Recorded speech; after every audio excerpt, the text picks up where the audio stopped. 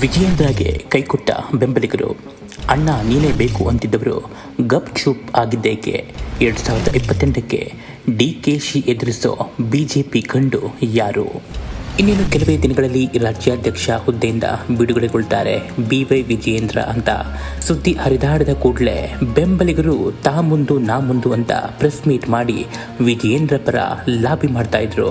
ಲಿಂಗಾಯತ ಮಠಾಧಿಪತಿಗಳು ಹಾಗೂ ಬೆಂಬಲಿಗರು ಬೀದಿಗಿಳಿದು ವಿಜೇಂದ್ರರವರ ಪರ ಬ್ಯಾಟಿಂಗ್ ಬೀಸ್ತಾ ಇದ್ರು.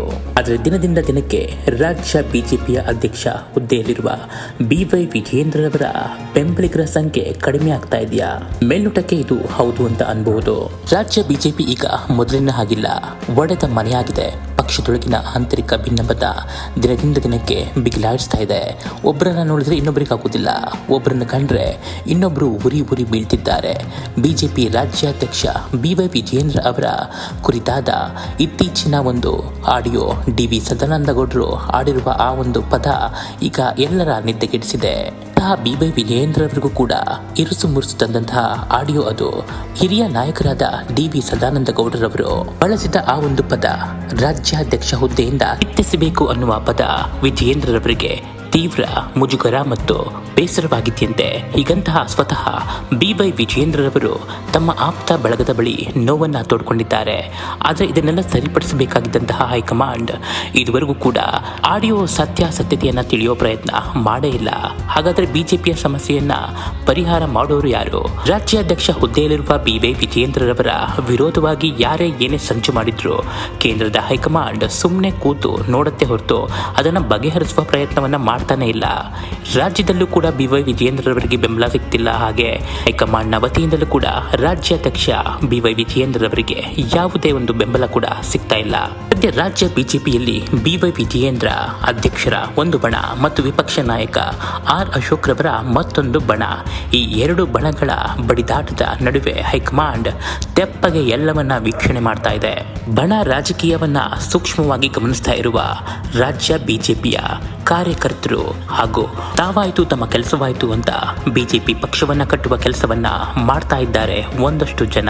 ದಿನದಿಂದ ದಿನಕ್ಕೆ ರಾಜ್ಯಾಧ್ಯಕ್ಷ BY ವಿಜಯೇಂದ್ರರವರ ವಿರುದ್ಧದ ಅಸಮಾಧಾನ ಜೋರಾಗ್ತಿದೆ ಮತ್ತು ಅಸಮಾಧಾನ ಇರುವವರ ಸಂಖ್ಯೆ ಕೂಡ ಹೆಚ್ಚಾಗ್ತಾ ಇದೆ. ಇಷ್ಟು ದಿನ ಬಸನಗೌಡ ಪಾಟೀಲ್ ಯತ್ನಾಳ್ ರವರು BY ವಿಜಯೇಂದ್ರರವರಿಗೆ ಕಂಟಕವಾಗಿದ್ರು. ಹೇಗೋ ಹಾಗೂ ಹೀಗೂ ಉಚ್ಚಾಟನೆ ಮಾಡಿ ಆಗಿತ್ತು ಯತ್ನಾಳ್ ರವರನ್ನ.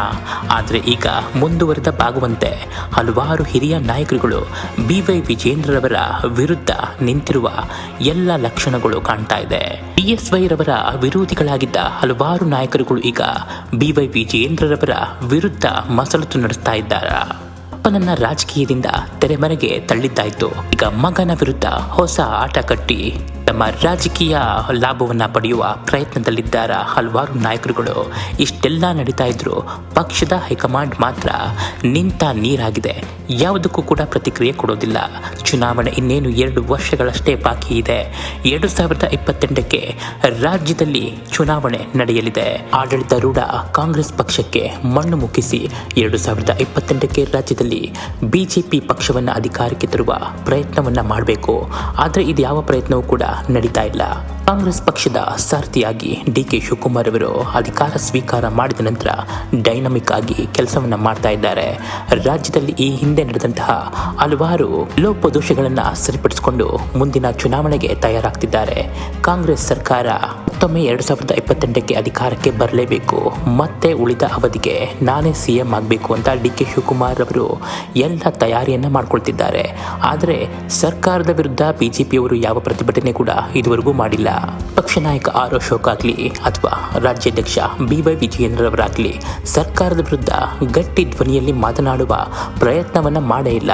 ಅದರಲ್ಲೂ ವಿಶೇಷವಾಗಿ BY ವಿಜಯೇಂದ್ರರವರು DK ಶಿವಕುಮಾರ್ ಅವರ ವಿರುದ್ಧ ಯಾವತ್ತೂ ಕೂಡ ಗಟ್ಟಿ ಧ್ವನಿಯಲ್ಲಿ ಮಾತನಾಡೇ ಇಲ್ಲ. ಹೀಗಾಗಿಯೇ ರಾಜ್ಯ ಬಿಜೆಪಿಯ ಹಲವಾರು ನಾಯಕರುಗಳ ಆರೋಪ ಅಂದ್ರೆ BY ವಿಜಯೇಂದ್ರರವರು DK ಶಿವಕುಮಾರ್ ಅವರ ಪರವಾಗಿ ಕೆಲಸ ಮಾಡ್ತಾ ಇದ್ದಾರೆ ಅನ್ನುವ ಆರೋಪ. ಇದನ್ನ ಇತ್ತೀಚೆಗೆ ಅಲ್ಲಗಳೆದಿದ್ರು BY ವಿಜಯೇಂದ್ರರವರು. ಈ ಎಲ್ಲ ಬೆಳವಣಿಗೆಗಳ ನಡುವೆ ವಿಜಯೇಂದ್ರ ಬದಲಾವಣೆಗೆ ವಿರೋಧಿ ಬಣ ಪಟ್ಟು ಹಿಡಿದಂತೆ ಕಾಣ್ತಾ ಇದೆ. ಬಿಜೆಪಿ ರಾಜ್ಯಾಧ್ಯಕ್ಷ ಸ್ಥಾನಕ್ಕೆ ಕೇಂದ್ರ ಸಚಿವರ ಹೆಸರು ಕೇಳಿ ಬರ್ತಾ ಇದೆ. ನಿತಿನ್ ನಬೀನ್ ರವರನ್ನ ಭೇಟಿಯಾಗಿದ್ದಾರೆ ವಿ ಸೋಮಣ್ಣ. ಬಿಜೆಪಿಯ ರಾಷ್ಟ್ರೀಯ ನಾಯಕತ್ವವು ಕೇಂದ್ರ ಸಚಿವ ಸೋಮಣ್ಣ ಅವರನ್ನ ಈ ಹುದ್ದೆಗೆ ಆಯ್ಕೆ ಮಾಡುವ ಚಿಂತನೆ ನಡೀತಾ ಇದೆ ಅಂತ ಬಿಜೆಪಿಯ ಹಲವಾರು ಮೂಲಗಳು ಹೇಳ್ತಾ ಇವೆ. ಕಾರಣ ಲಿಂಗಾಯತ ಕೋಟ. BY ವಿಜೇಂದ್ರರವರನ್ನ ಬದಲಾವಣೆ ಮಾಡಿದ್ರೆ ಮುನ್ಸ್ಕೊಳ್ಳೋದು ಯಾರು? ಲಿಂಗಾಯತ ಜನಾಂಗ ಅಲ್ವಾ? ಅದಕ್ಕೆ ಅದೇ ಜನಾಂಗದ ವಿ ಸೋಮಣ್ಣನವರನ್ನ ಅದೇ ಹುದ್ದೆಗೆ ನೇಮಕ ಮಾಡಿಬಿಟ್ರೆ ಅಲ್ಲಿಗೆ ಪ್ರಾಬ್ಲಮ್ ಕ್ಲಿಯರ್. ಕೇಂದ್ರದ ನಾಯಕರುಗಳನ್ನ ಭೇಟಿಯಾದಂತಹ ವಿ ಸೋಮಣ್ಣನವರು ಸುದ್ದಿಗೋಷ್ಠಿಯಲ್ಲಿ ಹೇಳಿದಂತಹ ಆ ಒಂದು ಮಾತು ಈಗ ಎಲ್ಲರ ಹುಬ್ಬೇರಿಸುವಂತೆ ಮಾಡಿದೆ. ಸೋಮಣ್ಣನವರು ಹೇಳಿದ್ರು, ನಾನು ಪಕ್ಷದ ಶಿಸ್ತಿನ ಸಿಪಾಯಿ, ಹೈಕಮಾಂಡ್ ಸಂದೇಶಕ್ಕೆ ಬದ್ಧ. ಅಮಿತ್ ಶಾ ವರುಣಾದಲ್ಲಿ ಸ್ಪರ್ಧಿಸು ಅಂದಿದ್ದಕ್ಕೆ ಅಲ್ಲಿ ಸ್ಪರ್ಧೆ ಮಾಡಿದ್ದೀನಿ, ತುಮಕೂರಿನಲ್ಲಿ ಸ್ಪರ್ಧೆ ಮಾಡು ಅಂದರು, ಅಲ್ಲೂ ಕೂಡ ಮಾಡಿ ಗೆದ್ದಿದ್ದೀನಿ. ಈಗ ಯಾವುದೇ ಹುದ್ದೆ ಕೊಟ್ಟರು ನಾನು ಸ್ವೀಕಾರ ಮಾಡೋದಕ್ಕೆ ರೆಡಿ ಅಂತ ಹೇಳಿದ್ದಾರೆ. ಹೈಕಮಾಂಡ್ ಏನು ಹೇಳುತ್ತದೋ ಅದನ್ನು ನಾನು ಕೇಳ್ತೇನೆ ಅಂತ ಸ್ಪಷ್ಟವಾಗಿ ಹೇಳಿದರು. ಈ ಮೂಲಕ ಕರ್ನಾಟಕ ಬಿಜೆಪಿ ರಾಜ್ಯಾಧ್ಯಕ್ಷ ಜವಾಬ್ದಾರಿಯನ್ನು ತೆಗೆದುಕೊಳ್ಳೋದಕ್ಕೆ ಮಾನಸಿಕವಾಗಿ ವಿ ಸೋಮಣ್ಣನವರು ಸಿದ್ಧರಾಗದಂತೆ ಕಾಣ್ತಾ ಇದೆ.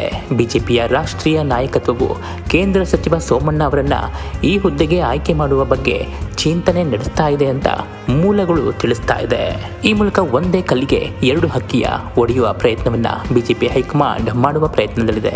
ಲಿಂಗಾಯತ ಮತ ಬ್ಯಾಂಕ್ ಅನ್ನ ಗಟ್ಟಿಗೊಳಿಸುವುದು, ಯಡಿಯೂರಪ್ಪ ಕುಟುಂಬವನ್ನ ಪಕ್ಷದಿಂದ ಸ್ವಲ್ಪ ದೂರ ತಳ್ಳೋದು, BY ವಿಜೇಂದ್ರರವರನ್ನ ಅಧಿಕಾರದಿಂದ ಕೆಳಗಿಳಿಸಿದ್ರೆ ಆಟೋಮೆಟಿಕ್ ಆಗಿ ವಿರೋಧಿ ಬಣದ ಹಲವಾರು ನಾಯಕರುಗಳು ಬಿಜೆಪಿ ಪರವಾಗಿ ಕೆಲಸ ಮಾಡೋದಕ್ಕೆ ಶುರು ಮಾಡ್ತಾರೆ. ಆಗ ಪಕ್ಷ ಗಟ್ಟಿಯಾಗತ್ತೆ.